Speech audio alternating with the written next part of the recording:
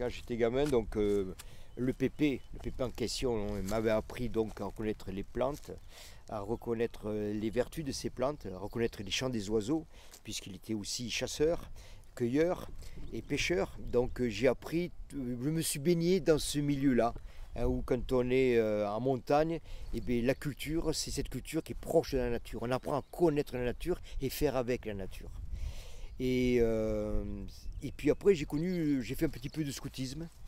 Et quand j'étais scout, évidemment, je me suis rendu compte que par rapport à mes camarades, je grimpais plus facilement aux arbres qu'eux. Je connaissais davantage les plantes. J'avais ce plus par rapport à mes camarades d'enfance, cette connaissance de la nature.